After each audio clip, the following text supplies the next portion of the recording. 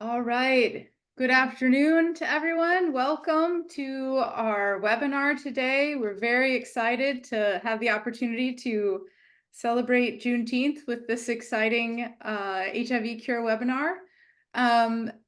To start with, I've been asked to encourage people to answer the demographic questions. This helps us understand who is attending these webinars. So please, when you have a moment, answer the demographic questions.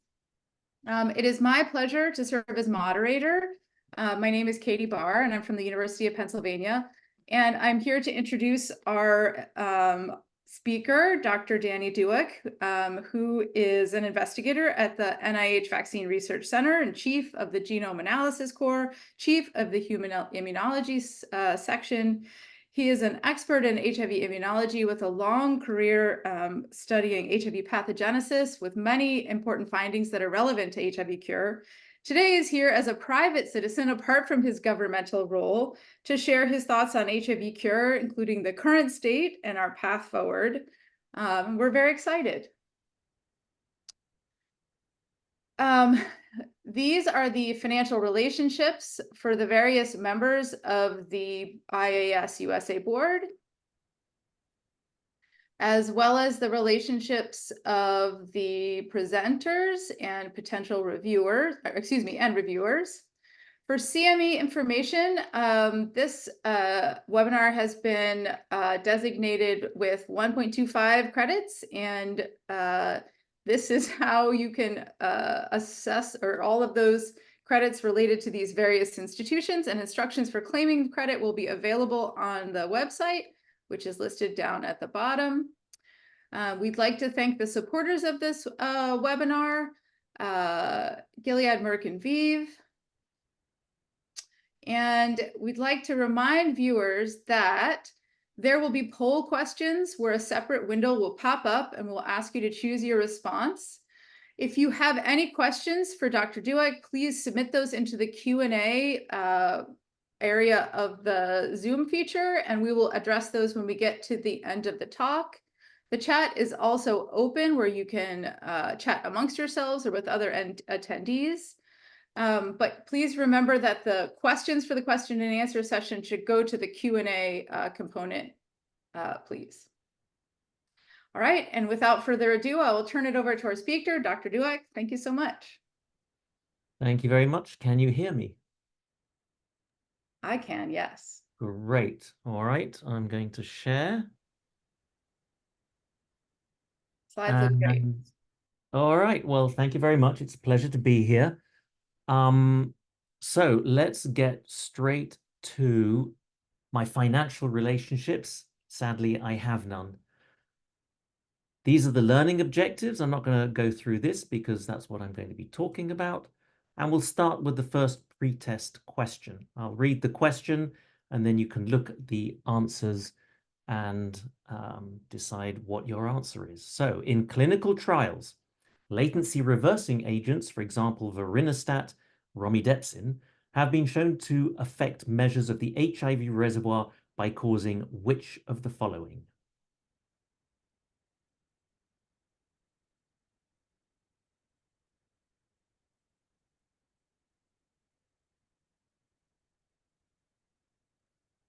Okay. Now, I can't see people voting. Ah, there we go. Wonderful. All right, we'll move on to the next one. Question 2, which of the following anatomical sites is most likely to contain the bulk of the HIV reservoir in a person with HIV on antiretroviral therapy who initiated treatment sometime after the acute phase? And there are your answers.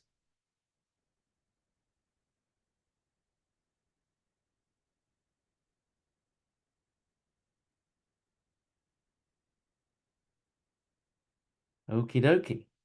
Number 3. Is starting antiretroviral therapy earlier sufficient to achieve a functional cure? Please vote.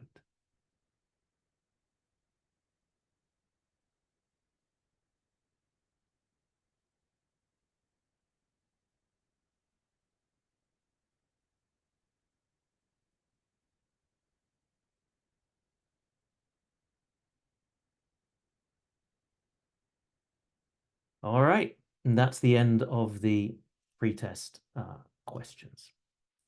So I've given a lot of cure talks over the last 10, 20 years.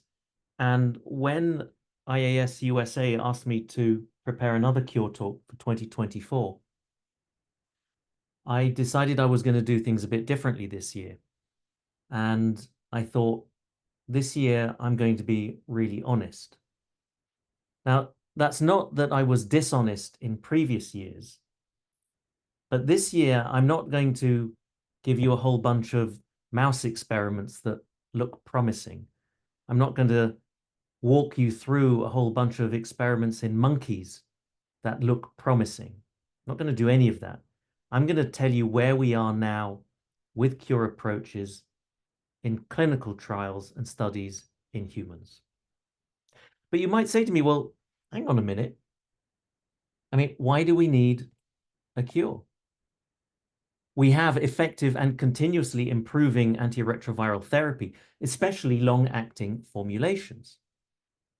But then I would say to you, well, there were about 1.3 million new HIV infections in 2022, which was 1 million more than global targets.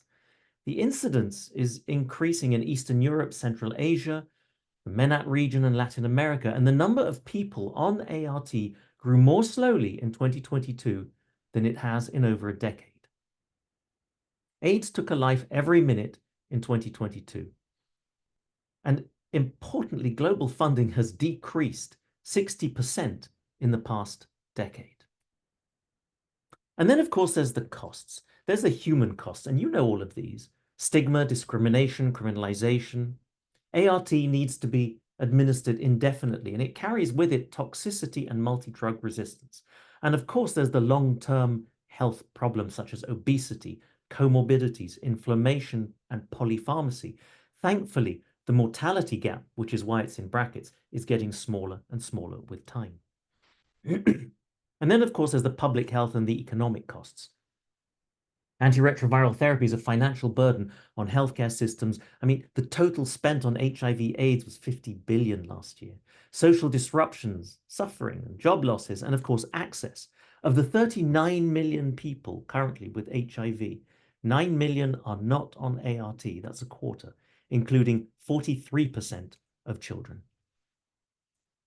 But then you might say to me, well, what does a cure look like? Because there's a whole spectrum of how people with HIV fare on antiretroviral therapy.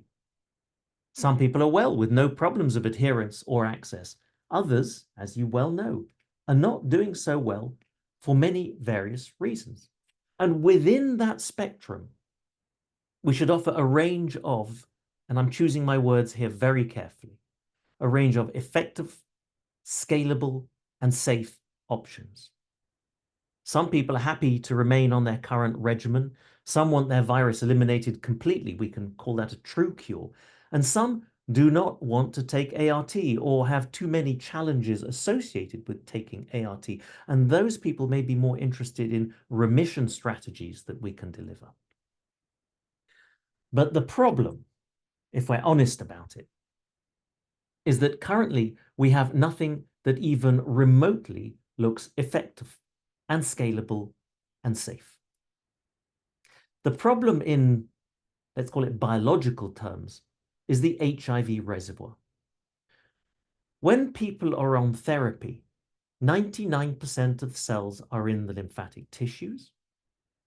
And these cells in the lymphatic tissues are the source of recrudescent virus on therapy interruption. But let's ask a more detailed question about the reservoir. We're not interested in the entire reservoir of infected cells. We're interested in the reservoir that matters. Again, I'm going to choose my words carefully. The reservoir that matters is the replication-competent, intact HIV proviruses that live in quiescent CD4 T cells that persist during ART and that can potentially wake up and make infectious virions at any time. And we've spent decades defining these cells phenotypically and transcriptionally. And I would usually, in my old talks, dedicate about 5 slides to these 3 bullet points here. but I think what we can do now is simply to sum it up. As I said, 99% of the reservoir that matters is in lymphoid tissues, and it's a tiny population that is the source of recrudescent virus on ART interruption. Those cells have very diverse phenotypes, and those cells are maintained by multiple different cellular mechanisms, and there is no validated biomarker that identifies the rebound competent reservoir. So let's have a couple more definitions. A true cure, therefore, we can define as complete eradication or disruption of all replication competent proviruses. As you can imagine, it's difficult to achieve and difficult to prove.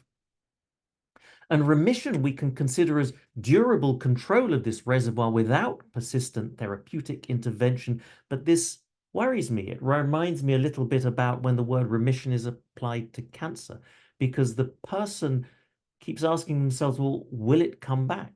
And if it comes back, it can thus pose a major risk to that individual and to their sexual partners in the case of HIV. Now, we have rare examples of a probable total cure. And I put probable because some of these are quite recent, so we're not 100% sure yet. And the majority of these cures were achieved through transplantation with cells from a delta CCR5 homozygous donor. So those cells are uninfectable by HIV.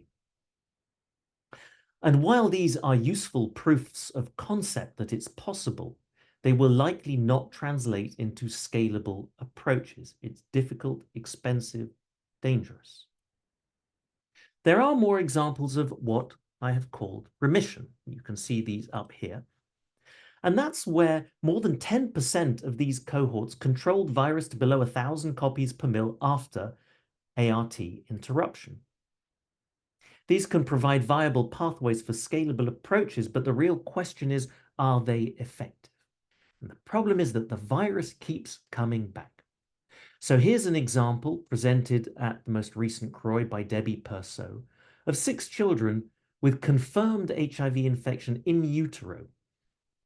They received ART within 24 to 48 hours of birth, and therapy was interrupted at 5 years of age. And in 3 of these individuals, virus emerged at 3, 8, and 80 weeks after therapy interruption.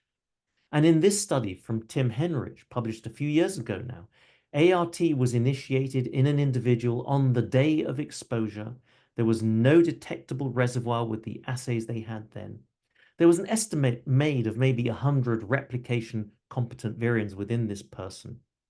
And a single virus, and we know it was a single virus because it was sequenced, emerged 8 months after therapy interruption and lit the fire that became recrudescent infection. And unfortunately, we have no biomarker that predicts post-treatment control or time to rebound. And there are no validated immunological correlates of post-ART control. Okay, so let's think about the clinical strategies for an HIV cure now. We can approach this from 2 angles. We can target the infected cell itself with very early ART, latency reversal, latency silencing, or gene editing, and I will discuss all of these. Or we could enhance immunity with broadly neutralizing antibodies, vaccines, immunomodulation, and CAR T cells. I will talk about all of these except for the CAR T cells. But what I'd like you to appreciate is that nowadays most approaches involve a combination of reservoir reduction and immune enhancement with a growing interest in gene therapy. So let's start with these approaches. Very early ART. You can start treating with ART very early, within 2 weeks of infection, and sure enough, as you can see here, it reduces the reservoir size compared to waiting to start treatment later.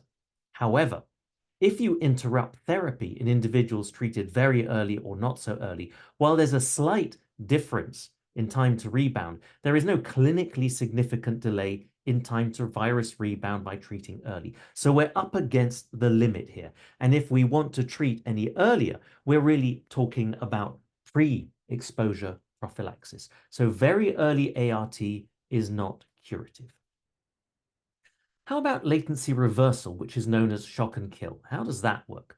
Well, here is an infected cell. There's an HIV genome, and it's a quiescent, resting CD4 T cell. So it's not making any virus, and you can't see that. It's invisible to the immune system. The idea is that you take a drug called a latency reversing agent, and you expose these cells in vivo so that the genome, the HIV genome, starts transcribing, making RNA, which makes proteins. And you do this under the cover of ART so that any HIV variants that are made are not infectious. And then you wait for the immune system to clear these infected cells, or maybe the virus itself will kill the self. And that's the cell death or the kill part of shock and kill. And there are many, many drugs that are latency reversing agents, from TLR agonists through to T cell receptor activators, a whole bunch of other drugs that activate these immune cells. What's the result of clinical trials? Well, in vivo, many LRAs slightly increase HIV transcription, but there is no decline in HIV reservoir size. Activation of the cells that harbor the virus is inefficient, tissue-specific, cell type-specific, and virus state-specific. So it is not comprehensive and it is unreliable. And even more potent but less toxic drugs such as SMAC mimetics show no change in reservoir size or rebound delay. And finally, there is no kill. Infected cells are relatively resistant through various mechanisms, and of course, the virus has already escaped the immune response against it. All right, that's latency reversal. What about the opposite of that? I kind of like this. It's called latency silencing, or more colloquially, block and lock. And the idea is to lock the integrated HIV genome, instead of waking it up, to lock it into an even deeper state of transcriptional silencing. Now, there's a drug, spironolactone. You know what it is. It's a very common diuretic, and it triggers degradation of transcription factor called TF2H. And spironolactone suppresses HIV infection in vitro by inhibiting its transcription through this factor. Spironolactone inhibits HIV reactivation from latency in vitro in resting CD4 T cells from aviremic people with HIV. However, HIV transcription resumes immediately upon removal of spironolactone. That said, clinical trials are planned in Brazil in HIV-negative people to confirm the safety and biologic activity of spironolactone on transcription factors in vivo. And I'm looking forward to the result of those studies. So one whole side of my different approaches to a cure is immunological approaches. So what's the rationale for taking an immunologic approach to a cure? Well, there are seminal studies of post-ART virus control, such as the Visconti study and the CHAMP study. And what they showed is that about 10% of people, much more than usual, who start ART early, but not too early, and remain on therapy for years, exhibit at least partial control after ART is interrupted. Now, a low reservoir size to begin with is required, but not sufficient. And the mechanisms for control that are emerging from most interventional studies implicate an important role for functional CD8 T cell cytotoxic responses against the virus, and that these T cells should have proliferative capacity. Additionally, there's potentially a role for innate immunity, such as NK cells, which kill virus-infected cells directly. So what's the goal of immunologic interventions? Well, you're all familiar with this.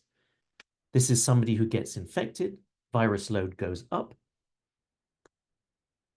They get put on ART, which lowers virus load for months to years, and then therapy is interrupted. Now, the immune intervention will take place before and around the time and in the initial phase of the therapy interruption. And the aim is to elicit a coordinated response involving innate and adaptive immunity, all the arms of the immune system, such that these interventions will accelerate and augment effective immunity to intercept virus recrudescence at this point here and lead to long-term control of ART. Well, vaccines seem like the obvious approach. However, more than 2 decades have gone by of largely failed vaccine approaches. Here's a bunch of vaccine trials here which have failed. I'm not going to go through them all, but I'm going to just mention these studies here. They involved a vaccine prime using a chimp adeno63 virus vector, rather similar to the Oxford COVID vaccine, followed by a boost with another virus vector, modified vaccinia ankara, encoding conserved regions from HIV. The ALIX 2 and 3 studies showed no impact on time to rebound, rise in virus load, peak virus load, or set point. The rather similar RIVER study showed no impact on time to rebound, rise in virus load, peak virus load, set point, or reservoir size. Why does vaccine immunotherapy not work? Well, the solutions are multiple: RNA vaccines, DNA vaccines, peptide, virus vectors, lentiviral vectors, dendritic cells. Any idea has been tried. But it's the same problems that affect all of these solutions. They are weakly immunogenic. There are pre-existing immunodominant responses that don't work well. Virus epitopes have already escaped years ago. There's a high virus reservoir burden. There's a lot of inflammation that causes immunosuppression and other immunosuppressive pathways as well in HIV-infected people, even on ART. And of course, there are immune-privileged tissue sanctuaries where the virus hides out. So there are many barriers to therapeutic vaccine efficacy. What about immune modulation? So let's look at activation first. Now, I'm sure most of you are familiar with immune checkpoint molecules, such as PD-1 and CTLA-4, which are expressed by T cells and antigen-presenting cells, and are part of a large regulatory network that generally suppresses immune responses. So immune checkpoint blockade with antibodies such as anti-PD-1 non-specifically enhances immunity and has been used successfully, very successfully, to treat many cancers. Really quite remarkable. And immune checkpoint blockade in vitro and in animal models can reverse HIV latency and can enhance CD8 T cell killing of infected cells. So here's data from a study presented at this year's CROI. And it's a clinical study of an anti-PD-1 monoclonal antibody called bodigalimab. Stage 1 of the study gave this antibody before therapy interruption, and you can see here with the gray lines going straight up that bodigalimab pre-interruption did not affect virus load dynamics. Virus came straight back. Stage 2 of the study, the monoclonal antibody was given at the beginning of ATI and during the initial phase of ATI, the first few weeks. And what happened there, look at the red lines of the virus loads, is that bodigalimab during ATI induced partial control in 6 out of the 9 individuals in the cohort. So that looks really quite hopeful. So that's activating the immune system. There's another approach, which is to suppress the immune system. When you might ask yourself, how is this going to work? You're going to do the opposite now and think you're going to have a beneficial effect. Well, remember that the virus likes to replicate in activated immune cells, and there's a lot of active immune activation in HIV-infected individuals, even when they are suppressed with ART. So this drug, ruxolitinib, is an immune modulating drug that affects T cell proliferation, immune regulation, and inflammation, and it's used to treat graft versus host disease. So this is a phase 2A trial that comes out of Emory University of 60 adults with HIV who have stable virus suppression on ART and a CD4 count of more than 350. Now, the addition of ruxolitinib to ART for 5 weeks decreased markers of immune activation and cell survival. And what they found was a decline in pro-virus DNA from week 5 to week 12 in participants who had a high virus reservoir. So I'm showing you this on the left. Not overall, just the ones with a high virus reservoir. And based on the virus decay rate, the authors of the study say, and I quote, 99.99% virus clearance could be achieved in 3 years. I think more work needs to be done there, but there's encouragement there. So what about one of my favorite of all topics, monoclonal antibodies? There are multiple modes of action of monoclonal antibodies, and we're going to go through these now.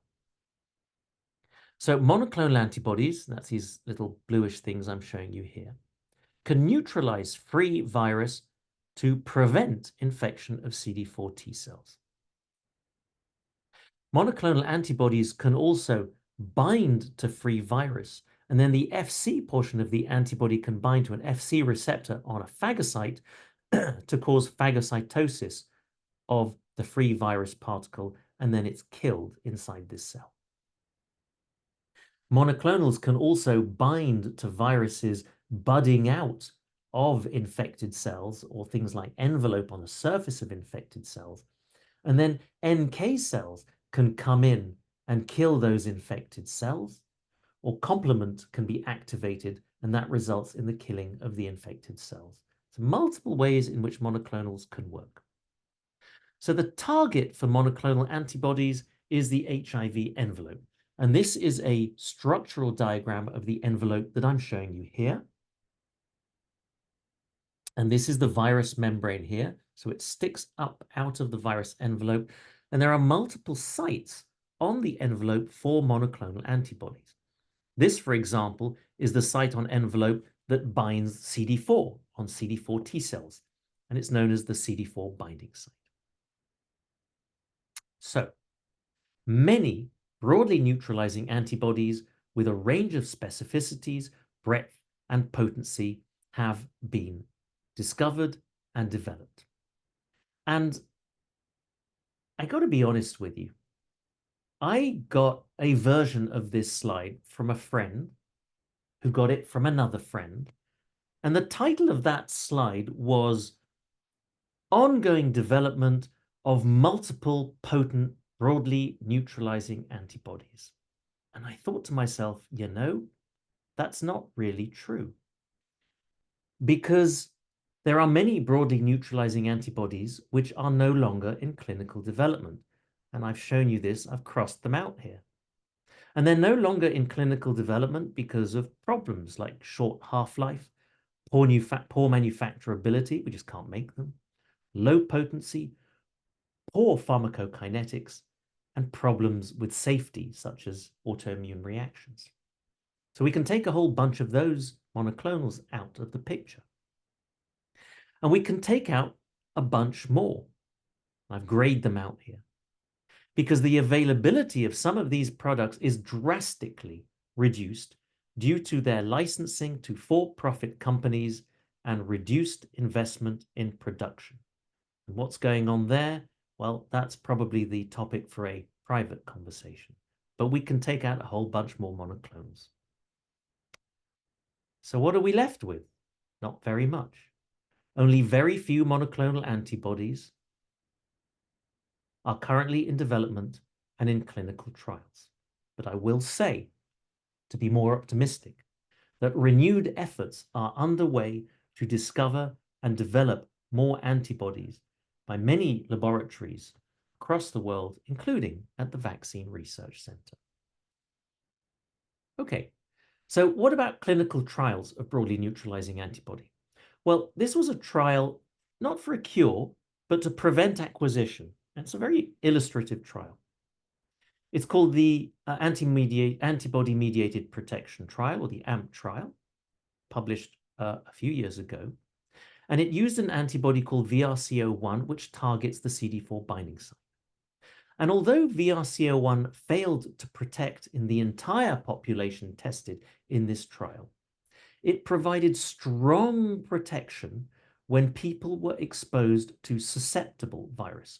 So if the viruses they were exposed to were sensitive to the antibody, then the antibody gave 75% efficacy. Okay, that's prevention of acquisition, and the bar is low. But the principle is very important that if we're going to start treating with broadly neutralizing antibodies, we're going to have to test for sensitivity of the viruses in infected individuals. So what about the use of broadly neutralizing antibodies for post-treatment control in people who are already infected after a therapy interruption? I'm going to show you two studies here. The first study is on the left-hand side, and that's of individuals who were started on ART at diagnosis with or without broadly neutralizing antibodies, with or without latency reducing agents.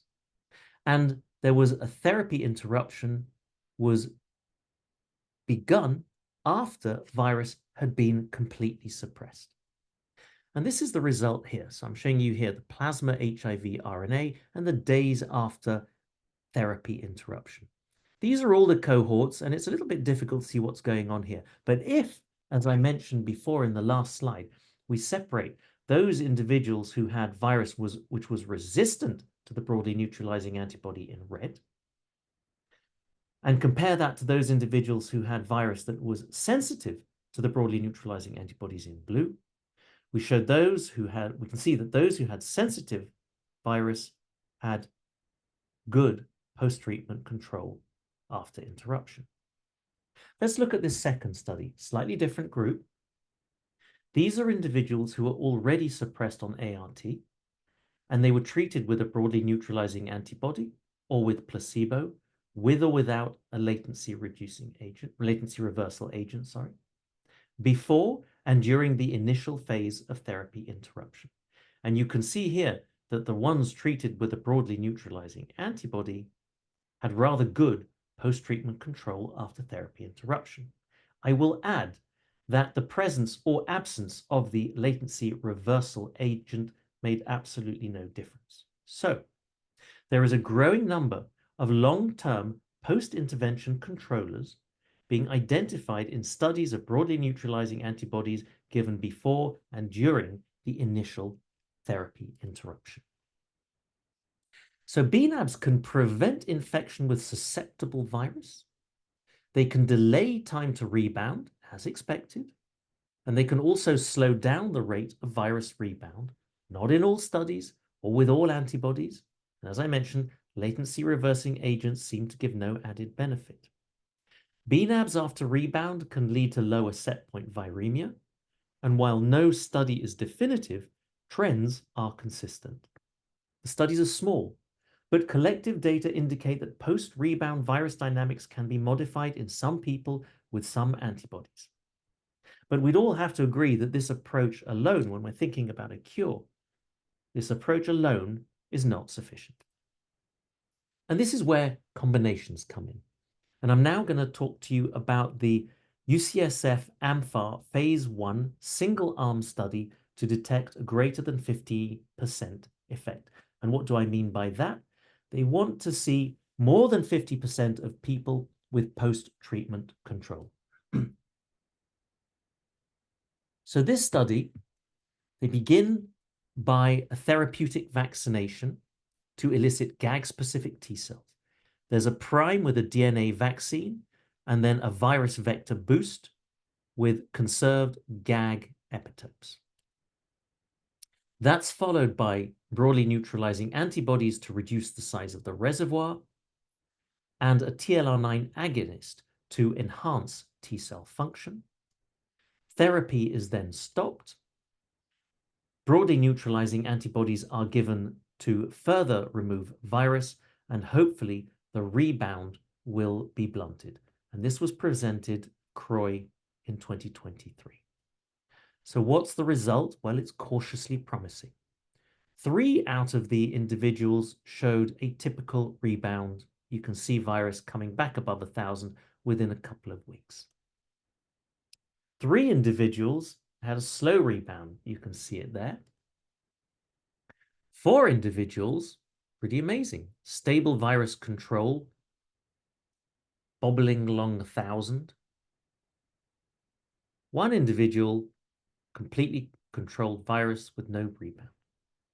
So there was sustained control, by which I mean 1,000 copies per mil or less in 7 out of 10 participants. And the mechanism so far seems to be associated with the presence of virus-specific cytotoxic CD8 T cells that have proliferative capacity. So I'm next going to talk about gene therapy, but before I come to what I really consider to be gene therapy, I'm going to ease us into it. Because we can use immunoglobulin genes to deliver the monoclonal antibodies I've just talked about in humans.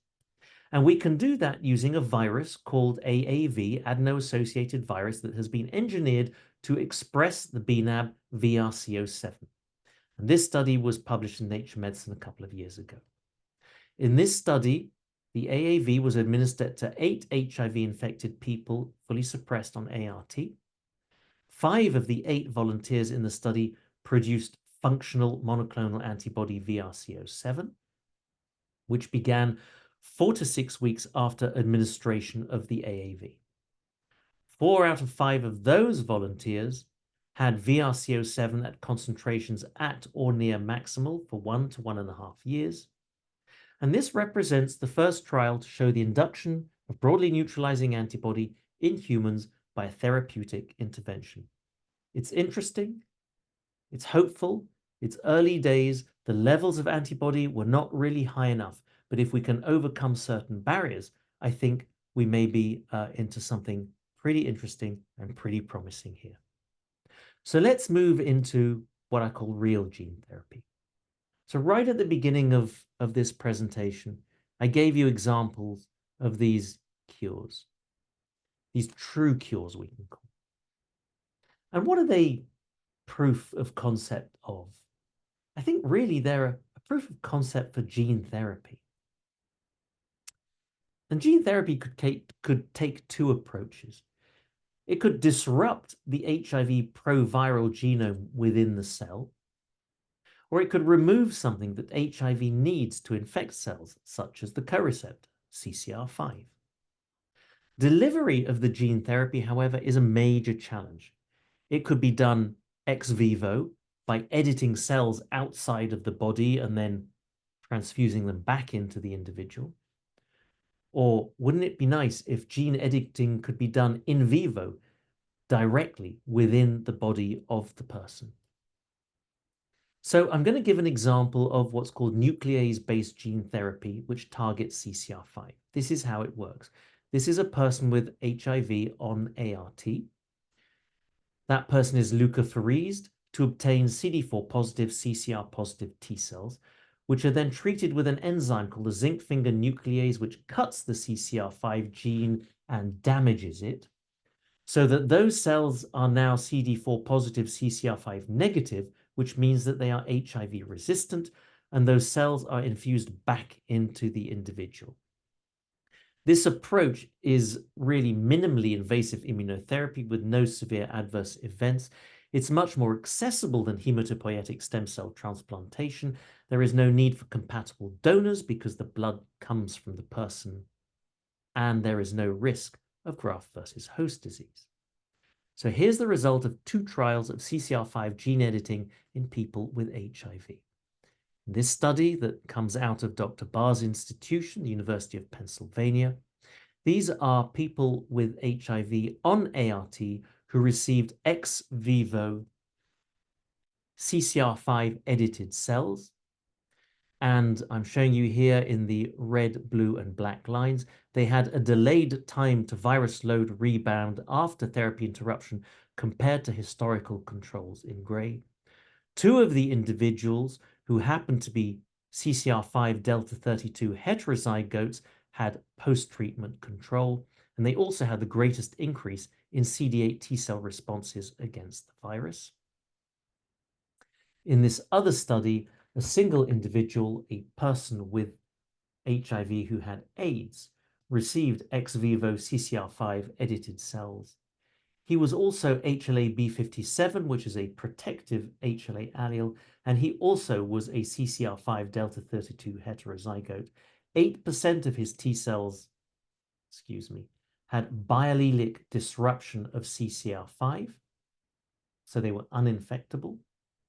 And he had a delayed time to viral load rebound after therapy interruption and really unprecedented post-treatment control, and also a potent HIV-specific CD8 T cell response.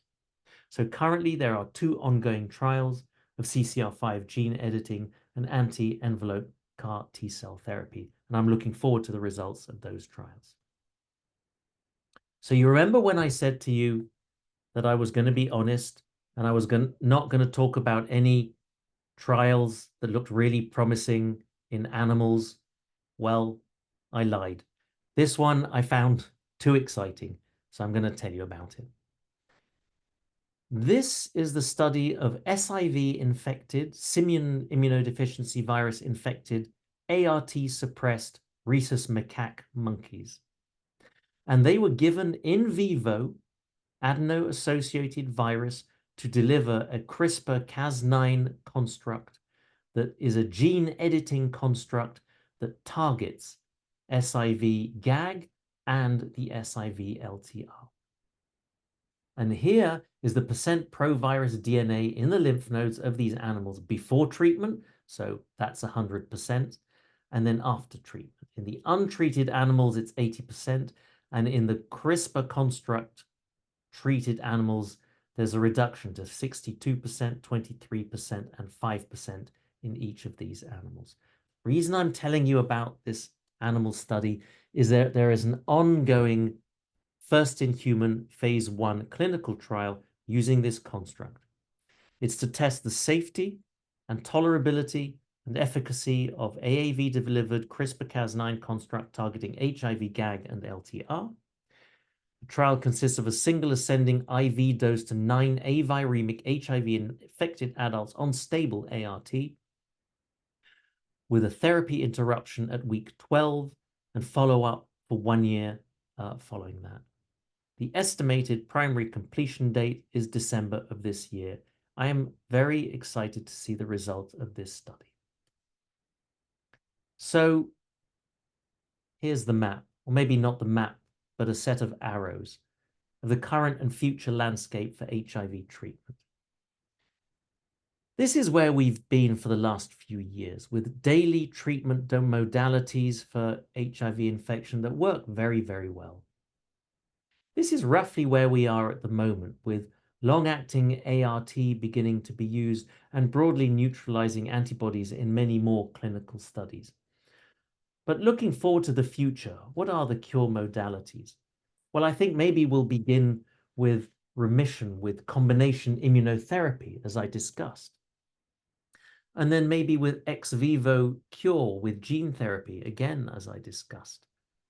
At some point, we will have in vivo cures with gene therapy. And then wouldn't it be nice if at some point in the future we have a single shot cure? Someone comes into your clinic and they say, I'm not feeling well, and I had unprotected sex recently. And you do a test and you say, yep, well, you have HIV infection. And you take a syringe with a needle and it goes in their arm, and that's it, a one-shot cure. That would be great. Now, it will certainly be a long, difficult, and iterative process. And the first cure will likely not be able to compete with ART for most people.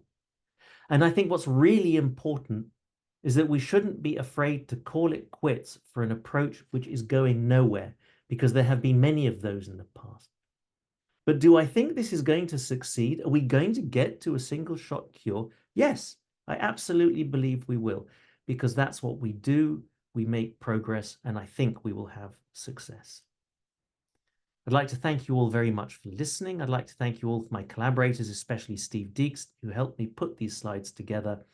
And here's a storefront I drove by in Los Angeles, and wouldn't that be nice? So that's all I've got for you, and thank you very much indeed. Thank you, Danny. That was wonderful. I believe we have a few slides to get to, and then we will Oh, start some of our questions. yeah, yeah, Dr. Dueck, just a reminder to please go through the post-test of questions. course. I'm going to do that now. This is the most exciting part. See what everybody learned. All right. Okay, you can see my slides up again? Yes. Great. So, post-test question number 1. Are people going to vote again, Amy? Yes, they will. They'll have a chance to vote again. Fabulous. All right. So, in clinical trials, latency reversing agents such as vorinostat, romidepsin have been shown to affect measures of the HIV reservoir by causing which of the following? A, B, C, or D? Please vote.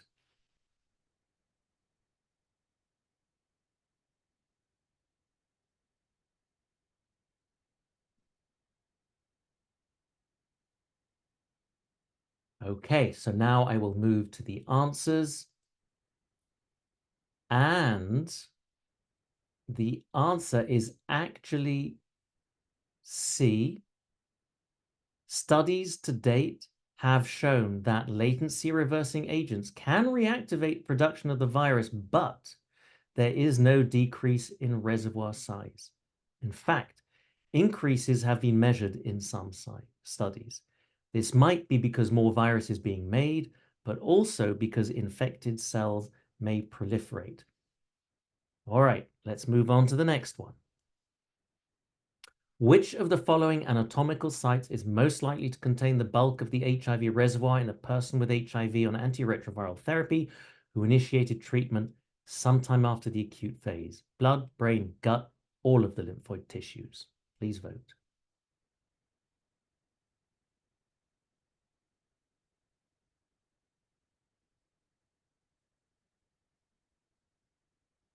And you've all done very well. The correct answer is D. Gut lymphoid tissues are very depleted in chronic HIV infection. Thus, even though the gut reservoir of virus starts off very large, the bulk of the virus in chronic infection resides in all lymphoid tissues, including the spleen and lymph nodes. Next question. Is starting antiretroviral therapy earlier sufficient to achieve a functional cure?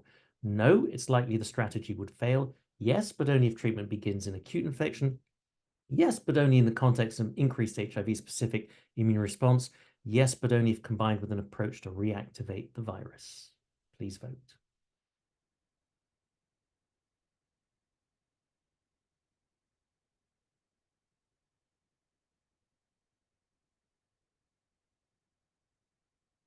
Very good. 68%.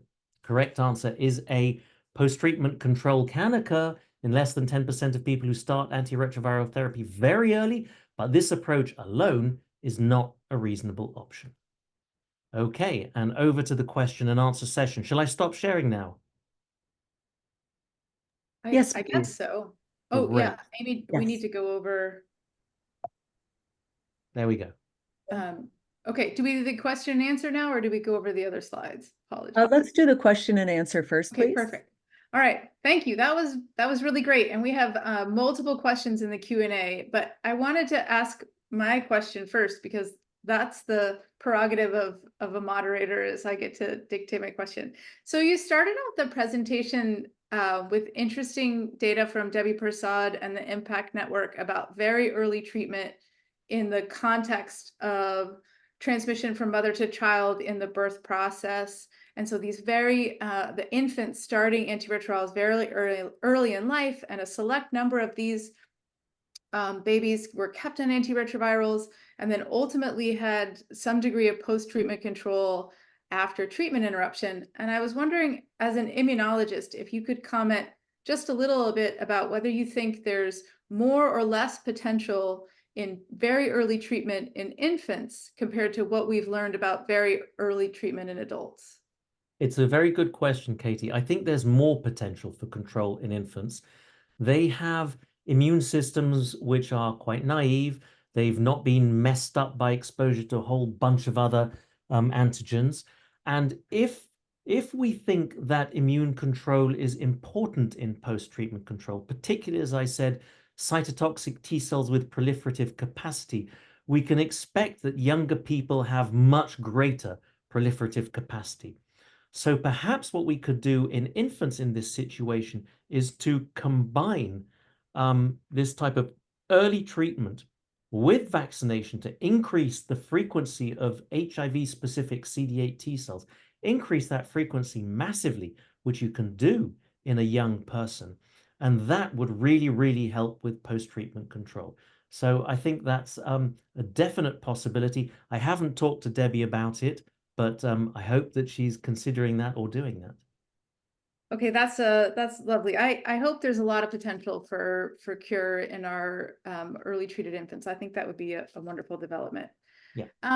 You talked about the why we need a cure and that cure strategies may be relevant for people with HIV on ART, not universally, but based on individual preferences and whatnot. But one of the questions from Judith Wolf was, are there any particular adverse effects of the approaches, immunologic approaches, where we're either stimulating or suppressing the immune system that have been described to date? But I think these sorts of things would be relevant for people thinking about whether a cure strategy is right for them.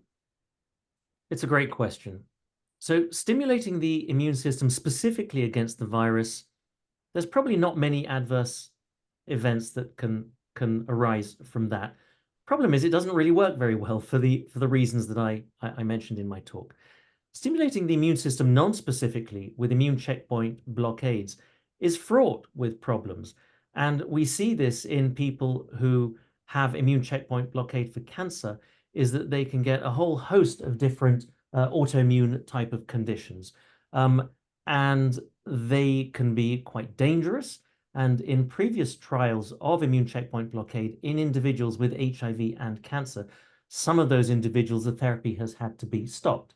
So maybe in the future, we'll be able to tune that so that we can activate the immune system, but without too many side effects. And of course, suppressing the immune system, we know what happens when you suppress the immune system. You render yourself susceptible to infections. So I think it has to be done very carefully and in a very, very nuanced fashion. We shouldn't go after this with a sledgehammer.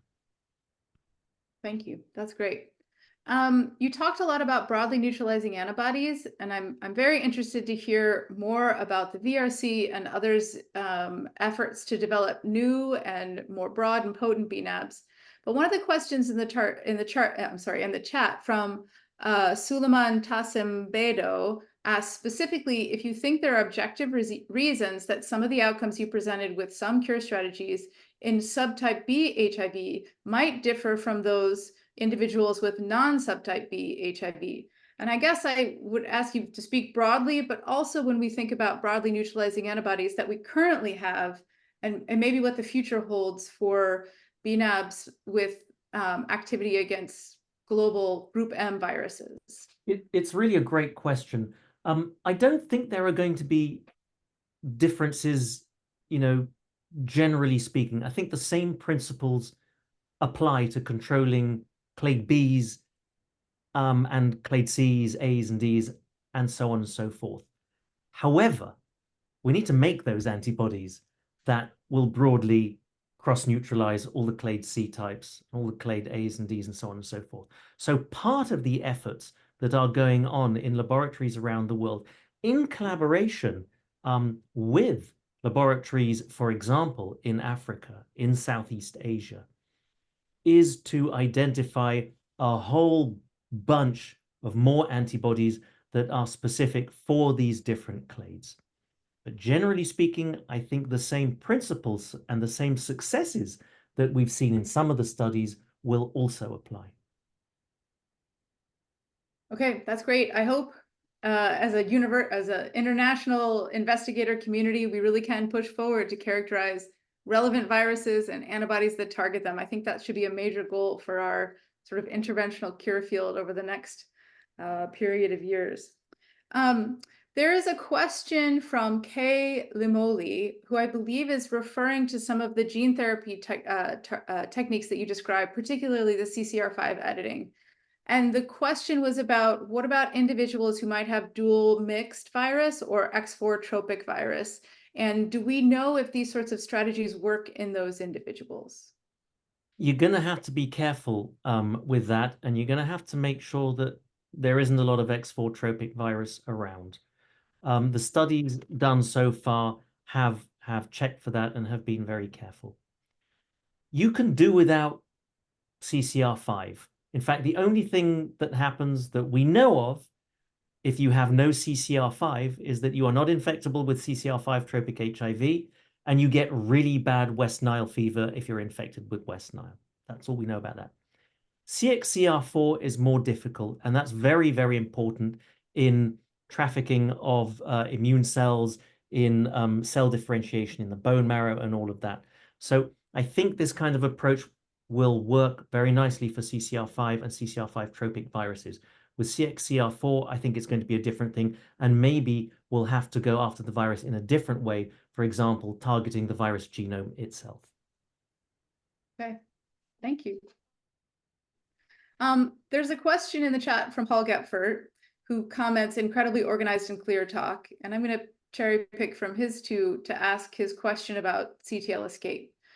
How do immunologic interventions like PD-1 inhibitors or CD8 proliferatives work in the face of CTL escape that you all already stated was at least partly due to the partly responsible for the lack of efficacy in HIV replication-inducing agents in reducing the viral reservoir? CTL I may have slaughtered that question, but if you already have escape, how do these immunotherapeutic interventions that are meant to boost existing responses work in the setting of escaped virus? It's a huge problem, and I don't know the answer to it, but I have an idea, and the idea is this. There are these immunodominant epitopes, right? And those are the ones that have escaped. But there are also subdominant epitopes. And the idea is maybe you can elicit responses against these subdominant epitopes, which because they're subdominant may not have escaped. And if you can do that, then perhaps that is a pathway to the role of CD8 T cells in controlling virus. Now, Paul himself is an expert in this. So at some point, I'd be very interested to know what his opinion is. Yes. One of the questions asked very early in the talk was about evidence of, given the fact that we're using more and more PrEP in the US and around the world, are we aware of resistance to PrEP or to other antiretrovirals that may have an influence in how we think about cure strategies? Katie, you're going to have to answer that question for me. I do not know about resistance to PrEP. You're the clinician here. Well, I guess I'll comment that I do think emerging resistance to antivirals, to HIV medicines, is always in our concern, in the back of our mind, and we're starting to see just the earliest hints of resistance to dolutegravir, which is a huge component of our first-line therapies around the world. It's very, very early, and I think the treatment world is going to react and do the best we can with that. But of course, our prophylaxis, our preventive antiretrovirals, which can be long-acting integrase inhibitors or our nukes, if people are using these, there's a possibility for resistance that can affect treatment. And so that's one of the lines of support for using interventions that don't interfere with our mainstays of treatment, like antibodies, like immune therapies, like vaccines, because we don't want to risk messing with this cornerstone of the health of people with HIV, and that is our excellent antiretroviral therapies. And so many of the strategies that were discussed today have no impact on resistance to antiretrovirals, and that's an added benefit of thinking outside of our classic small molecules, I think. Well, that's an interesting answer, because I wasn't aware of the resistance to dolutegravir that's arising, even though it's small. So now I know what to say when people say to me, well, why the hell would you want to give broadly neutralizing antibodies? We have long-acting dolutegravir.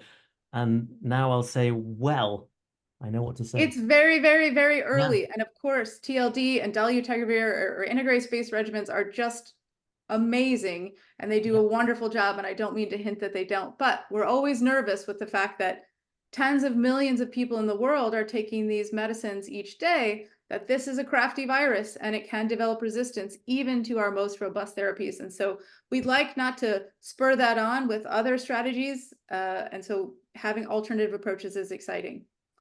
I wanted to address a fairly straightforward question, but I think it's important because you talked a lot about the importance of early treatment.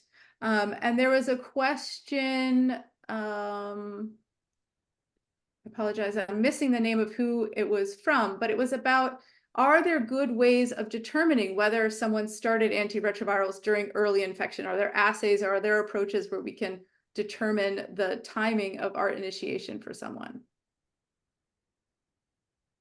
You mean, is the question when we should start antiretroviral therapy? I think the question is, in someone who started antiretrovirals, are there assays or someone who is trying to start antiretrovirals, is there an assay to determine how long they've been living with HIV, how long since they acquired the virus? Or if we're looking at a person who started antiretrovirals and we don't really know whether they were an early treater or whether they had early initiation, is there some sort of lab assay that we can do to understand if they're likely to benefit from early ART? It's a good question. It's very difficult to do. I think you can certainly separate the very early treatments from the people who started any time after Big 4. And you can do that by looking at the size of the reservoir, because it'll be smaller if you started very early. And also, you can sequence the viruses and there'll be less diversity among the viruses. So with a certain group of people, yes, you would be able to pinpoint that pretty well. Okay. And I've actually found the question and I apologize for messing that up, but from Talkmore Mazaradze, one of the components of the question was, when you talk about early treatment, how early is early enough? And is there a difference between sort of acute and early initiation in terms of exact timeline? So again, I'll make the point that really early treatment within the first 2 weeks of infection does give you a smaller reservoir, but it does not appreciably, clinically significantly affect your time to rebound or your virus set point or anything else. Okay. This is a question from Roger Shapiro that was echoed in several other questions. Can you discuss the vaccinal effect of the FC portion of BNAbs in the presence of viremia versus when on ART? Is viremia needed to maximize this effect? So the vaccinal effect is, if you give a broadly neutralizing antibody, that you get an increased T-cell response against the virus, for example. And the idea is that the monoclonals will bind the virus, and then because the monoclonal has an FC portion, that'll be taken up into an antigen-presenting cell, and it acts like a vaccine. Except in this case, it's a live HIV that your body is making. I don't know if that's a real thing or not. I've got to say, it's an idea. There's no actual experimental evidence for it. It's a good idea. If it works, it works. I think we need to understand the immunology better. But certainly what you can see, if you give a broadly neutralizing antibody and then take someone off therapy, even when the broadly neutralizing antibody levels kind of disappear, so you can't measure them, you see an increase in the immune response. Okay. Well, I think that's probably a pretty good place for us to end the question and answer session. Thank you so much for providing answers to my poorly interpreted questions, as we got a range of excellent ones from our audience. I think we have a few more slides to go through here. Okay, so if you should get a feedback email, please respond with your evaluation so that we know how to craft future webinars for your benefit. We very soon have Going Antiviral, a new IAS-USA podcast hosted by Dr. Michael Sagg from the University of Alabama, Birmingham. So don't miss the latest episode that was recorded live at Croy. We have an upcoming webinar in July on the 15th from Drs. Massour and Courier talking about prevention and treatment of opportunistic infections in people with HIV. On July 23rd, we have a presenter from a presentation from Dr. Havens and Dr. Dong on the implementation of long-acting drugs for the treatment and prevention of HIV. On July 29th, Dr. Ghanem and Dr. Clement will be talking about treatment and prevention of syphilis in people with HIV. August 6th, management of substance use disorder with pregnant people with HIV by Dr. Leish and Springer. And then on August 20th, an overview of data presented at the 2024 International AIDS Conference. The conference hasn't already happened, but we've already scheduled the review webinar. And that's from Dr. Sachs and Klein on August 20th. We also have a virtual course, Opportunistic Infections, Forgotten but Not Gone, led by Dr. Constance Benson and Roger Bedimo, and I believe that is in September. And then, of course, we are asking you to save the date for CROI 2025 at the beautiful San Francisco Convention Center, and please save the dates for March 9th through 12th. And thank you very much for your participation. Have a great rest of your day. Goodbye, everyone. Thank you, Katie. Thank you, Dr. Dueck.